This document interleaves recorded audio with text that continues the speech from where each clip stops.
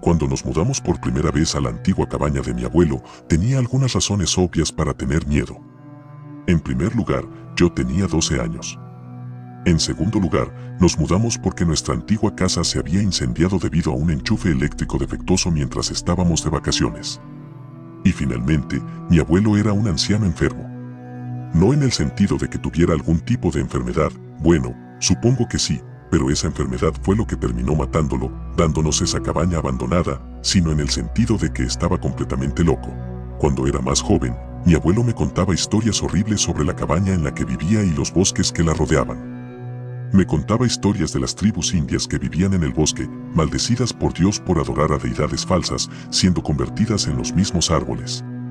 Si miras de cerca sin mirar nada, diría mi sádico abuelo, todavía puedes ver los árboles moverse y bailar como lo hacían los nativos, y si escuchas atentamente sin escuchar nada, incluso puedes escucharlos cantar su adoración por sus falsos dioses. Yo, por supuesto, asumí que estaba loco y estaba tratando de asustarme para que no deambulara por el bosque y motivarme para ir a la iglesia. Pero aún así, desde que tenía 8 malditos años y todo, a veces veía una rama moverse con el viento o escuchaba el débil aullido de un animal distante y me preocupaba que fuera uno de los indios por los que mi abuelo estaba tan loco. Pero, por supuesto, las historias no terminaron ahí. Esta cabaña no solo fue el hogar original de un clan de brujas, sino también el hogar de un nigromante, un caníbal, al menos 2 asesinos en serie y una familia de satanistas.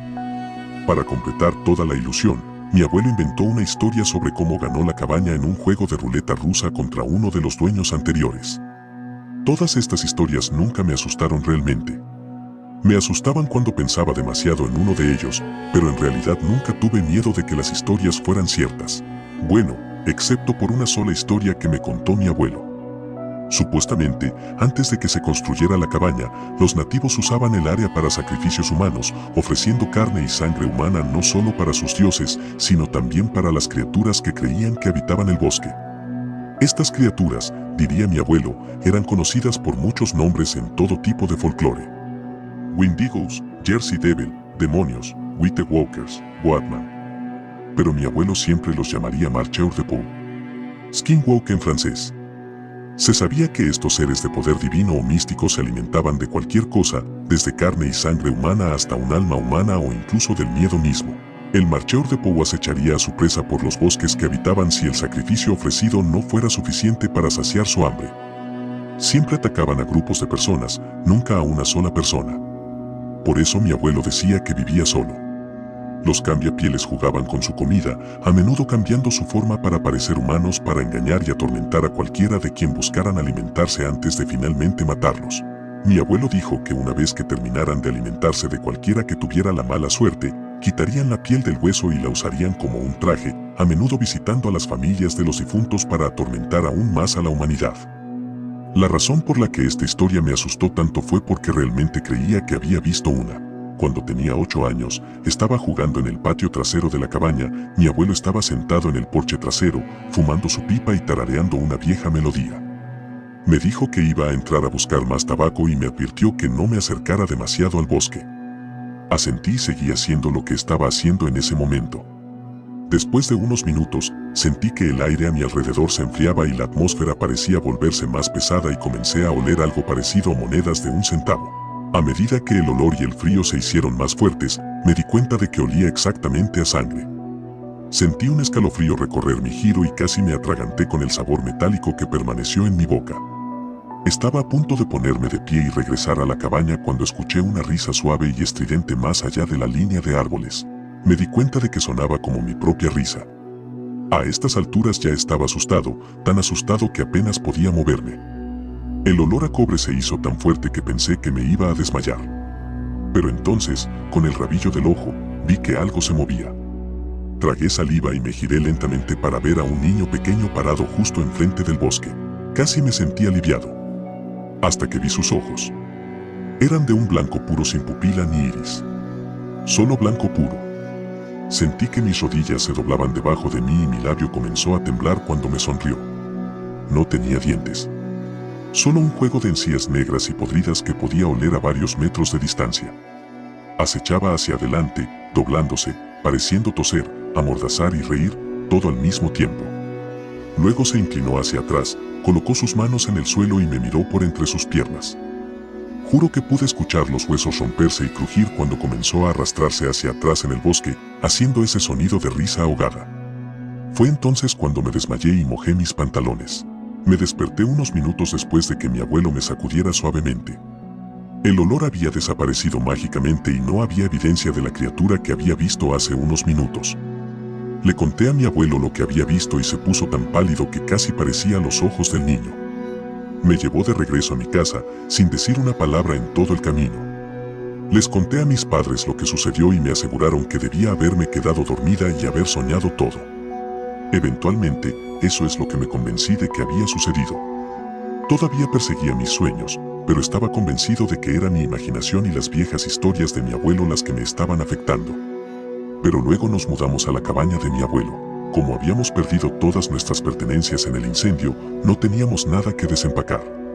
A pesar de que me había convencido de que soñé lo que vi hace tantos años, todavía estaba preocupado por vivir allí por un periodo prolongado de tiempo.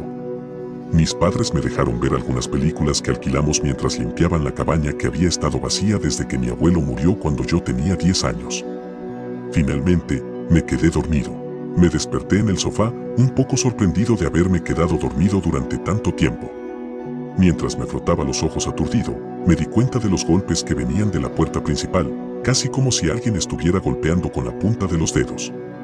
Aunque no tenía una idea real de lo que era, me levanté para comprobarlo. Entonces lo olí de nuevo. Ese olor pesado, denso y sangriento que había permanecido en el fondo de mi mente durante 4 años. Hacía tanto frío tan rápido que podía ver mi aliento. Sentí mi corazón latir con fuerza en mi pecho y ese mismo escalofrío me recorrió la columna. Estaba tan asustada en ese momento que pensé que me iba a derrumbar y empezar a llorar. Entonces el golpeteo se detuvo, luego el olor empeoró. Más allá de la puerta de entrada escuché algo atragantándose, tosiendo y riendo al mismo tiempo. Mis rodillas se doblaron y mi labio tembló como lo hicieron la primera vez. Me di cuenta vagamente de que me estaba alejando lentamente de la puerta cuando tropecé y caí sobre el sofá. Luego me desmayé de nuevo.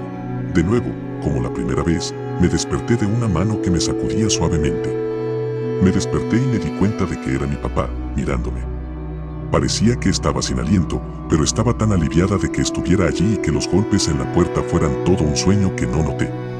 Le sonreí y él trató de hacer lo mismo, pero solo logró que un lado de sus labios se curvara. Estaba a punto de preguntar qué pasaba cuando me tomó en sus brazos y me dijo con voz ronca que me llevaba a la cama. Sus brazos estaban tan fríos que se sentían como de metal, pero no me importó y ya me estaba quedando dormido de nuevo. Me llevó a mi habitación y me acostó en la cama. Mis ojos ya estaban cerrados y mi mente estaba a punto de distraerse. Se inclinó y sentí su frío aliento en mi oído. Cuando mi mente se apagó y él se alejó, y justo antes de que volviera a caer en un dulce sueño, escuché a mi papá comenzar a toser. Me desperté una vez más esa noche. Me asusté cuando recordé los golpes en la puerta, pero pronto me sentí mejor cuando recordé que debió haber sido un sueño y agradecí que mi papá me despertara para llevarme a mi habitación. Me senté en la cama, todavía un poco asustada.